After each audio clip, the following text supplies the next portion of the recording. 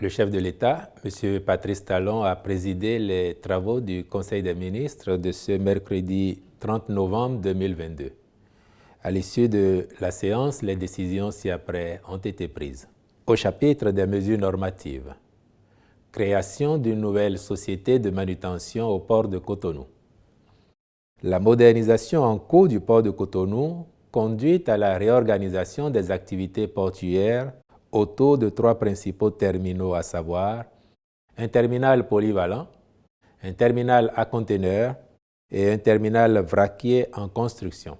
Un tel contexte appelle davantage de professionnalisme et de spécialisation des acteurs, puis nécessite la mobilisation d'importants moyens financiers par les manutentionnaires. C'est pourquoi le gouvernement a fait l'option de créer une nouvelle société de manutention pour la gestion du terminal polyvalent et du terminal vraquier. Celle-ci sera d'économie mixte avec son capital porté par l'État et un partenaire stratégique de référence internationale. Ce choix présente le double avantage de faire profiter au port de l'expertise du partenaire stratégique, de son réseau d'armement qui induira l'accroissement du trafic portuaire et de sa capacité à mobiliser les financements nécessaires à l'acquisition d'équipements modernes de manutention. Cette nouvelle société prendra donc le relais de la Société béninoise des manutentions portuaires Sobemap, dont le faible niveau de compétitivité s'explique notamment par son statut d'entreprise publique qui ne facilite pas la flexibilité et l'adaptation aux exigences du commerce maritime international. En cause aussi, sa trop faible capacité d'investissement qui ne lui permet pas d'adapter ses équipements aux besoins de l'industrie maritime en perpétuelle mutation, ainsi que la structure de ses charges d'exploitation. Par ailleurs, il est à rappeler que le Conseil des ministres du 14 septembre 2022 a acté la création du bureau d'embauche unique dont l'opérationnalisation prochaine permettra d'assurer une meilleure gestion des dockers en leur offrant de meilleures conditions de travail et de vie. Pour toutes ces raisons, il convient donc de procéder à la dissolution de la Sobemap, de nommer son liquidateur et d'engager le processus de création de la nouvelle société mixte de manutention. Ont été également adoptés au titre des mesures normatives les décrets portant autorisation d'ouverture, d'import-export de diamants et autres substances précieuses et semi-précieuses par la société SPEC-ASARL, augmentation du capital social de la Société béninoise pour l'approvisionnement en produits de santé et modification de ses statuts. Au chapitre des communications, en point 1, recrutement de 30 internes des hôpitaux en médecine au titre de l'année 2022 et de 13 internes des hôpitaux ayant achevé leur formation en 2017. La première promotion d'internes a été recrutée en 2012 et, au regard des besoins à satisfaire au niveau des formations sanitaires, il urge de procéder à un nouveau recrutement pour une meilleure prise en charge sanitaire des populations.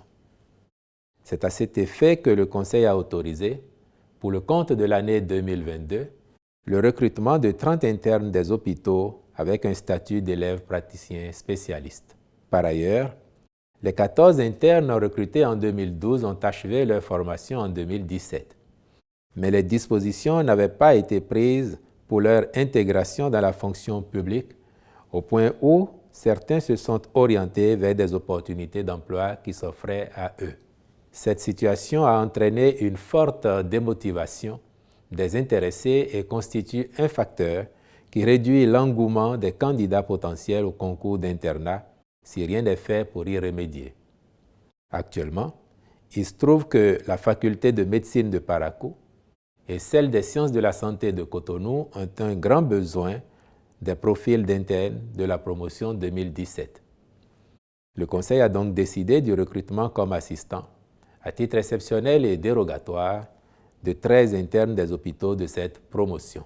En point 2, contractualisation pour la mission de conception et de supervision des travaux de construction des usines de granit et de marbre au Bénin. Dans le souci de promouvoir la transformation et la valorisation de nos ressources naturelles, le gouvernement a prévu la construction d'une usine de production de pierres ornementales et de carreaux de céramique pour satisfaire les besoins en matériaux de construction. Dans cette perspective, les études géologiques et géotechniques menées par un cabinet spécialisé ont abouti à des résultats concluants qui confirment la disponibilité en quantité appréciable de pierres ornementales de très bonne qualité constituées de divers faciès de granit et de marbre. Aussi, le Conseil a-t-il marqué son accord pour la contractualisation avec un cabinet spécialisé avec pour finalité la construction des usines dédiées à leur transformation. En point 3, contractualisation pour la conduite de la mission de conception, construction, livraison et assemblage des statues Tofa Ier à Porto Novo et Toussaint Louverture à Alada. En soutien aux nombreux projets engagés dans le secteur du tourisme pour en faire une véritable pourvoyeuse d'emplois et créatrice de richesses, le gouvernement a décidé de restaurer certains monuments liés à l'histoire de l'esclavage et de la traite négrière. En effet, il est noté un engouement de plus en plus manifeste de nombreux touristes d'origines diverses, dont des descendants de personnes victimes de ce trafic d'humains, qui reviennent sur les terres de leurs ancêtres pour mieux s'imprégner des réalités de cette tragédie de plusieurs siècles. Les monuments de Tofa Ier à Porto Novo et de Toussaint Louverture à Alada y participent et il est donc envisagé leur réhabilitation complète.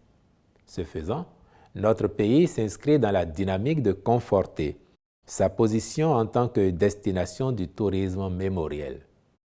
Le monument du roi Tofa Ier sera érigé à l'entrée de la ville de Porto Novo, sur une place de 11 000 m² au nord du futur musée vaudou et sur lequel est prévue la réalisation d'un parc à l'architecture paysagère singulière. La statue aura une hauteur de 18 mètres et sera posée sur un socle de 3 mètres, soit une hauteur totale de 21 mètres. Quant au monument de Toussaint Louverture, il sera érigé sur la place actuellement en cours de rénovation à la sortie nord de la ville d'Alada. La statue aura une hauteur de 3 mètres et sera posée sur un socle en béton de 2,70 m de hauteur, soit une hauteur totale de 5,70 m. Le Conseil a marqué son accord pour la réalisation et l'assemblage de ces deux monuments et instruit les ministres concernés d'accomplir toutes les diligences nécessaires à cette fin. En point 4, contractualisation pour la réalisation des travaux de réhabilitation de la route Ndali-Niki-Chikandu.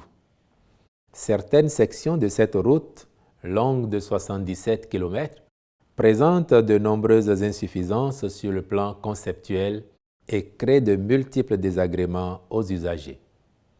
Elle nécessite par ailleurs une mise aux normes pour en optimiser l'exploitation. C'est pourquoi, conformément à son programme d'action, le gouvernement a décidé de réaliser les travaux de réhabilitation envisagés.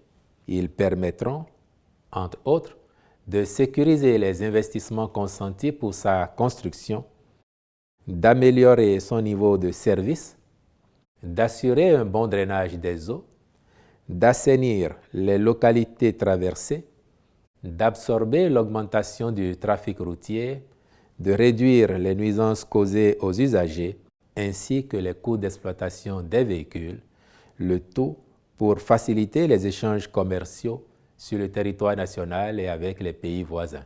Les ministres chargés des infrastructures et des finances accompliront les diligences nécessaires en vue de la signature du contrat avec l'entreprise retenue et veilleront à l'exécution des travaux en conformité avec le cahier des charges. En point 5, compte rendu des sanctions administratives infligées aux agents de la Société des infrastructures routières et de l'aménagement du territoire, SIRAT SA, impliqués dans des irrégularités.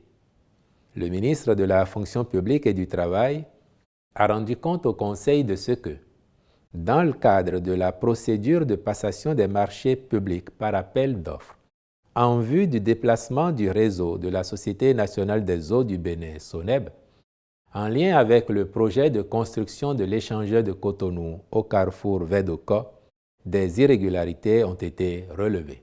Les personnes mises en cause étant le directeur général de la CIRAT-SA et 4 de ses collaborateurs. Les procédures administratives ont été subséquemment menées à leur encontre. Elles ont abouti à la rupture du contrat du directeur général, puis à la révocation ou au licenciement des autres, selon qu'ils sont fonctionnaires ou contractuels de droit public de l'État. 1.6. Point d'étape sur les modalités de revalorisation des salaires des agents de l'État. Il ressort de la présentation faite au Conseil que les options sont retenues. Mais les contraintes d'agenda n'ayant pas permis de rencontrer les partenaires sociaux plus tôt, conformément à son engagement, le gouvernement a retenu d'organiser une rencontre avec ceux-ci et le patronat le mardi 6 décembre prochain. À l'occasion, les conclusions des travaux leur seront présentées en vue de recueillir leurs avis et suggestions. Enfin, au chapitre des rencontres et manifestations internationales, le Conseil a autorisé la participation du Bénin à la 33e session ordinaire du Conseil des ministres de tutelle de la Conférence interafricaine de la prévoyance sociale CIPRES à Lomé au Togo du 15 au 16 décembre 2022. Je vous remercie.